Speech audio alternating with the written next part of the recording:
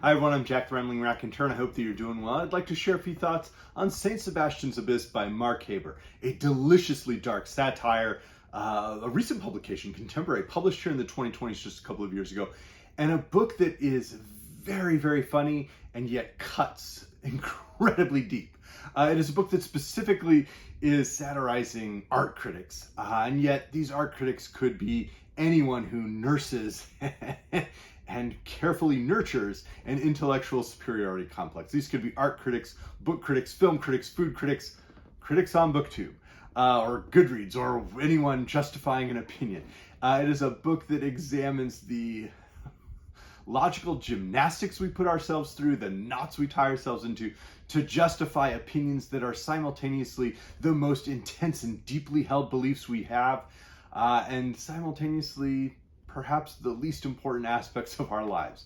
It is a book that is very, very funny. It is heartbreaking at times, and it is written with a level of dear insouciance.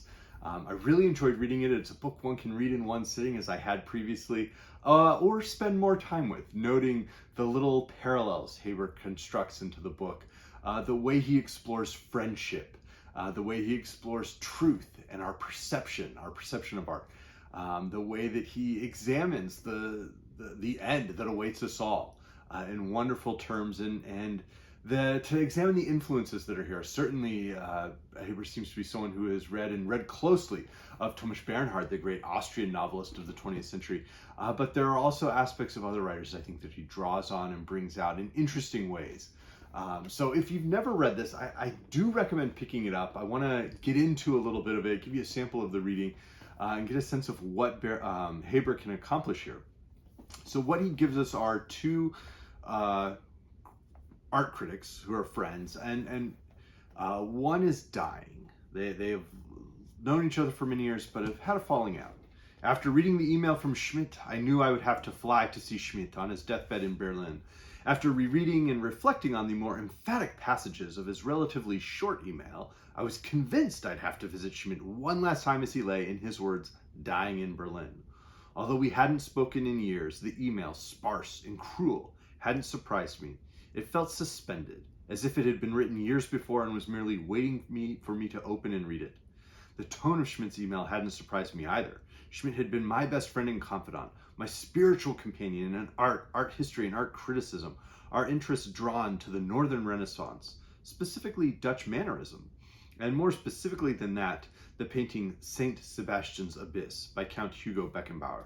St. Sebastian's Abyss, the focus of both our early studies and later our entire careers. Schmidt's guidance and affection and later our deep friendship were founded on our mutual love and adoration for St. Sebastian's Abyss. At the time, a little-known work by a little-known artist, hence all the more moving. We'd taken countless trips to Barcelona, where St. Sebastian's Abyss was, and still is, on display, along with Beckenbauer's two lesser works. In Barcelona, we held St. Sebastian's Abyss in person, the first time to make sure the obsession we shared was authentic, and every visit thereafter because of the obsession itself. And right there, we have a very clear sense of who these folks are. The relatively short email, we'll find out later, which is sparse and cruel, is 9 pages long. The unnamed narrator will print 3 copies of this so that he can peruse these pages very carefully and reread them and reflect on them and underline specific words and fold and refold this as he flies across the Atlantic to visit his dying friend, a friend he hasn't seen in, we learn it's been at least a decade, perhaps a decade and a half. And they've been exchanging a war of words through books, their various art criticisms, and criticizing each other after some horrible thing that the narrator said that Schmidt was just aghast at. And we can suspect what it is. We'll find out what it was. But throughout, we have these two friends who share this thing. And as we noted at the beginning, it's a lesser known work by a lesser known artist. It's special that way. That's that thing that two people can share, or that a group of friends shares. The deep cut on the album, the little hole in the wall joint on the other side of town that's you can't walk to. You have to drive there, but then there's no parking lot, so you have to park somewhere else and then finish the little walk to the hole in the wall joint to get the specific menu that you have to ask for. It's not on the menu. It's that type of obsessive thing that each of us carries and nurtures, that secret song, that special view on a hike or in a park that is special to us and not to everybody else. And because it's special to us and we impute value to it, it's obvious that we have grasped a sense of reality that everybody else is missing out on. And perhaps it's this book, perhaps it's a specific chapter or paragraph in this book that is the most important chapter, the funniest one that Haber himself wrote. There's something that is wonderful in the commentary on life and on the process of thinking and perceiving and criticizing that Haber has created in here in St. Sebastian's Abyss. And of course, the fact that the painting itself, like Hugo Beckenbauer, the painter, does not exist. That there's a bibliography of the narrator's works and Schmidt's works and other various works that Haber's going to quote from throughout St. Sebastian's Abyss. At the back of this book, none of which exist, is the sort of delirious construction that we all engage in. Haber has given us, rabbit trails that don't exist to wander off into to decide whether we agree with the narrator or with Schmidt, neither of whom exists. And so there is something wonderful here. It's the argument we all have as children when we argue over, which Avenger or X-Man would win in the fight, who, had the better strategies in the Game of Thrones. It's the ridiculous things we engage in, and that yet we delight in. And we see the way that our narrator and Schmidt have delighted in asserting their superiority over others throughout this work. And it's something that as we engage in, we've learned to love in literature. The way, though, that the narrator obsesses over the apocalypse and the way that he has been able to perceive an apocalypse, and his friend Schmidt have been able to perceive an apocalypse through a painting, even though they are not unbelievers, is quite interesting. And so I want to read some additional passages that give a sense of what this book involves, because I do recommend it, but there's quite a bit to it. The Great Stockholm Fire of 1625 lasted 3 days and destroyed all Count Hugo Beckenbauer's paintings besides St. Sebastian's Abyss and the 2 lesser works that we tried not to talk about. His entire oeuvre had been purchased by a Swedish collector whose home burned in the blaze, killing the collector's wife and 3 sons. Everything Beckenbauer had painted in Berlin and at the Dusseldorf farmhouse amidst his late-stage syphilis was incinerated beside St. Sebastian's Abyss and the 2 lesser paintings that survived, miraculously intact. Sometimes Schmidt and I wondered what the rest of Beckenbauer's paintings had looked like. I imagined works of profound allegory, paintings that invoked spiritual transformation through formal ecstasy.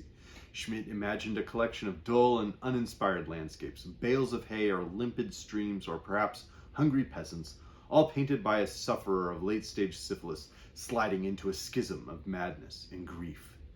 There could be no greater work by Count Hugo Beckenbauer than St. Sebastian's Abyss, Schmidt insisted, and I agreed because agreeing with Schmidt was easier than disagreeing with Schmidt. Still, I envisioned works greater than St. Sebastian's Abyss, because while I sought and entertained the possible, Schmidt eschewed and cursed the possible, meaning he courted and invited the impossible. And the little war that these 2 friends engage in over the years is brutal, it is familiar, it is universal, it is remarkably silly. This is a book in which Haber explores just how we debase ourselves in our arguments. As I said, the gymnastics we engage in, the ways that we will, cut someone else's arguments to ribbons, and yet leave ourselves open to be cut to ribbons in the same breath. We learn about the ways that they are just making statements that invite arguments, essentially picking fights with their hot takes. These are 2 men who would have been masters of the Twitter takedown. And yet the way that Haber writes for our narrator gives him this passion, this fluency with words, but he's also obsessive. He introduces little phrases, and each paragraph is numbered separately. So each chapter is a separate paragraph. It evokes the, single paragraph novels of Bernhard or of Krasznahorkai László. And yet there's a difference because the chapters are broken into a single paragraph, but there are breaks between the paragraphs. This is not just one long monologuing paragraph, despite it being primarily the monologue of one narrator across just a single day's flight across the Atlantic to Berlin, and then a quick overnight stay and then visit to his dying friend on his deathbed. And so within that, though, it reminded me more of a stream of consciousness effect that we would get if you imagine the stream of consciousness that exists in like sessions of pinball, where it's like, you know, one pulls the ball, it bounces through certain places, it hits different parts of the machine, different, you know, traverses, and yet it'll hit some places that are the same. And so there are little feels or themes, not unlike in a symphony or something, that are returned to, little phrases that are returned to over and over that the narrator is repeating to himself, or that Schmidt is repeating to the narrator. And yet each paragraph is then itself broken out. And so it has this like episodic session feel, even though it's very clearly the same pattern and setting that we, you know, the same mind that we're sitting with throughout the book. But there are just fantastic passages in here where he talks.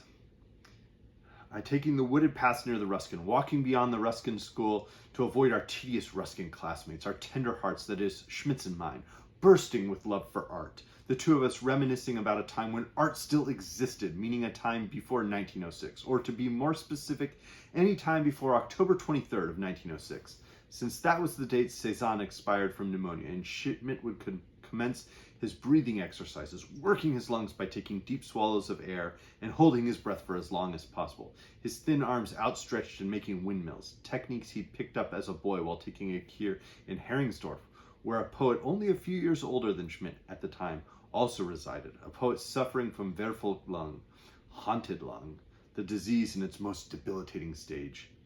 Without making his presence known, Schmidt followed the poet during his morning constitutionals, mimicking him for weeks until he'd mastered the poet's exercises, the aggressive, almost violent exhalations, the plugging of each nostril, one at a time or in tandem, followed by a litany of bizarre coughs and other poses now happily ridiculed by our fellow students. Schmidt had a religious devotion to these breathing exercises that, he maintained, were indispensable and the only thing keeping him from death's door. The death of the poet the following season had made an enormous impression on the younger Schmidt. Schmidt holding the belief that after painters, poets possess the most reflective and philosophical souls, meaning the most fragile lungs, because the sign of a profound soul, he'd say, are troubled lungs, lungs incapable of consuming life at the rate their hearts most crave. I mean, when I meet anyone with frail lungs, he'd say, with temperamental lungs, he'd add, with lungs afflicted by the perpetual threat of collapse, I know I'm meeting a person highly attuned to the sacred and tramping through the woods outside Oxford. I considered Schmidt's deep kinship with medieval art and the Middle Ages. In other words, Schmidt's deep kinship with sickness and death, because death hovered perpetually in Schmidt's life, just as it hovered in the Middle Ages era, an era, in Schmidt's words, rife with plagues and agony and grief. Dear God, the grief, he'd exclaim. And as a result, Schmidt would say, the Middle Ages were a period of unparalleled artistic expression, because those medieval artists believed the ends of times were upon them, that Satan had arrived, and for any number of reasons, either for something they had done or something they lacked, or perhaps the malicious nature of God, the end of the world was knocking on their doors, and thus the greatest, most awe-inspiring paintings were created. You can't create sublime art, Schmidt would say, eternal art, he'd add, if you believe there will be a tomorrow. And I, ambling beside him, wholeheartedly agreed. One must paint, he said, believing the Antichrist is traipsing through the next village. And he says that as they've both admitted that they don't believe any of this. And so there's just another layer to the satire of the beautiful and fierce arguments they'll concoct together, yet wandering along blithely concocting this, not believing a word. It's underpinned as a house of cards. And so this is a novel to spend some time with. Yeah, as I said, you can read it in about 2 hours, just one sitting with a water break, and yet it's also a novel that rewards some close attention, some appreciation for what's happening, particularly at the end, where we have a series of parallel passages about the painter Beckenbauer's final days and the final confrontation between our narrator and Schmidt, and what transpires there in both of those paralleling passages is quite wonderful. So this is a book I encourage you to read. Check out Reinhardt's Garden, which is Haber's first novel. It's a book I'll be reading very, very soon. And he has a third novel, I believe, coming out this fall, that I'm very excited to read. Now, I mentioned Bernhard. I think it's very evident that Haber's read Bernhard and appreciated what he's doing, and is taking us on a new adventure of what some of those ideas can feel like.